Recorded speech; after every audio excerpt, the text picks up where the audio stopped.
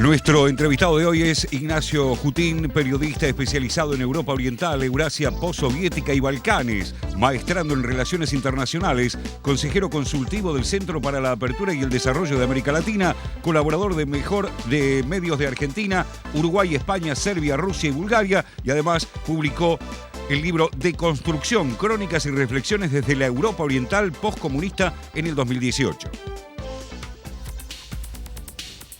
Ignacio, un gusto tenerte con nosotros. Raúl de la Torre te saluda, acá junto a Yelén.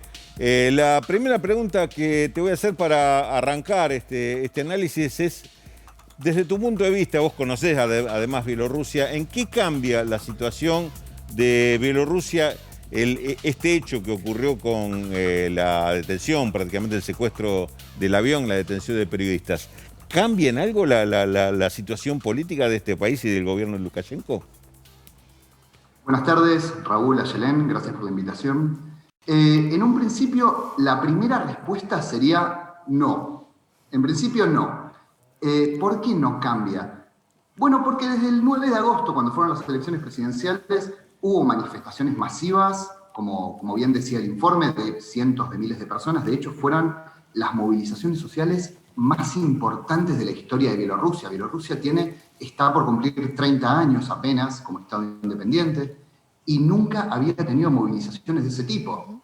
Si bien con el invierno toda esa gran movilización se detuvo un poco, lo cierto es que es un tema que sigue en agenda internacional. Svetlana Tikhanovskaya, que fue la principal candidata opositora, hoy exiliada en Lituania, viaja alrededor del continente y da distintos tipos de exposiciones, participa en conferencias, se moviliza junto con otros representantes de la oposición, se moviliza para crear algún tipo de solidaridad internacional, para intentar imponer cierta presión sobre Bielorrusia, sobre el gobierno de Lukashenko, pero en la práctica no cambia demasiado.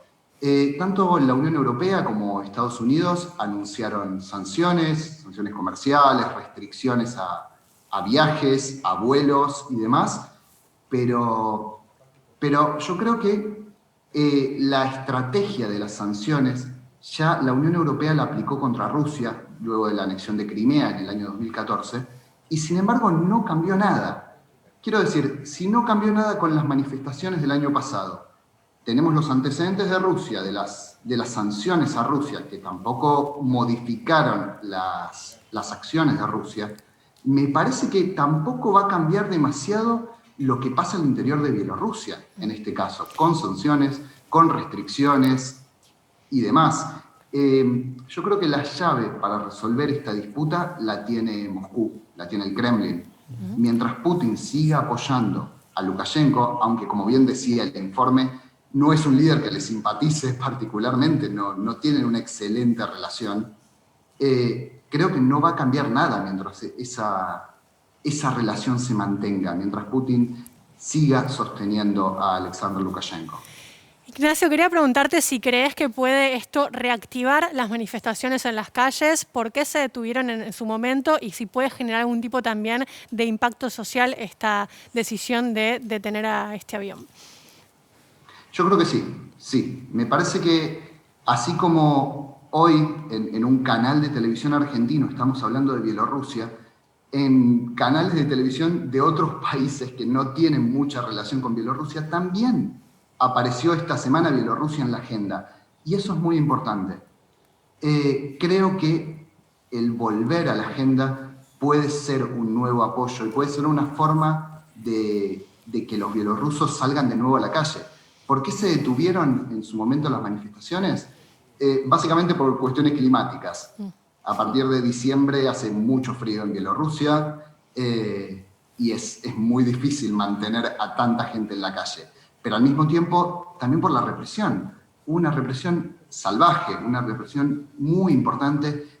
Cerca de 30.000 personas fueron detenidas, 7 fueron asesinadas, se registraron más de 1.000 casos de torturas.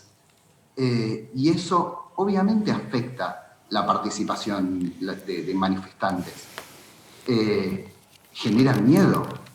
Además, por supuesto, estamos hablando de un país en el que no hay mayor participación de la sociedad civil en política. Digamos, la política y la sociedad civil van por caminos paralelos, desde la independencia en 1991 hasta el día de hoy. Eso quiere decir que la mayor parte de los manifestantes durante el año pasado, incluyendo a la candidata Svetlana Tikhanovskaya, no habían tenido mayor conexión con la política.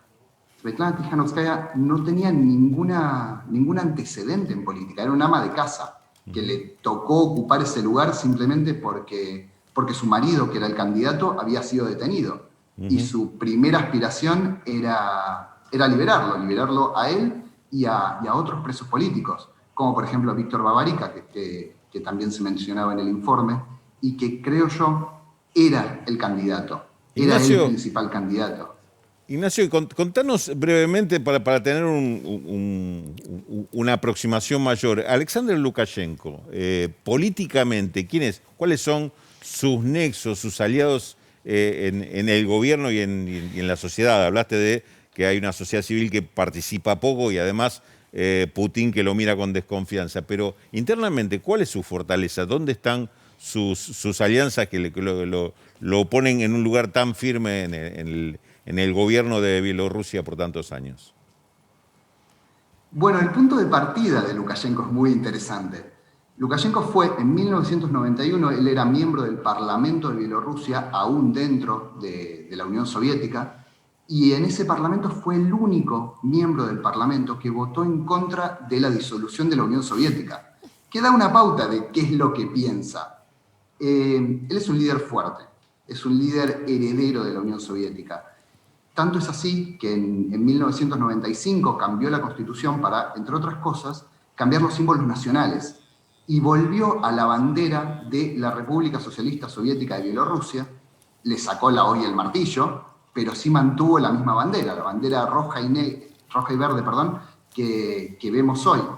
De hecho, por eso los opositores se muestran con otra bandera, que es una bandera roja y blanca, que viene de la primera República Independiente de Bielorrusia, que existió entre 1918 y 1919.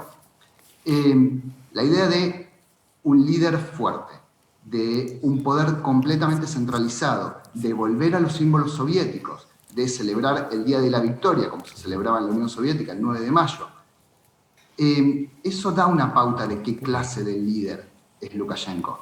La mayor parte de las tierras cultivables de Bielorrusia es un país con una enorme extensión de tierras cultivables, la mayor parte pertenecen al Estado.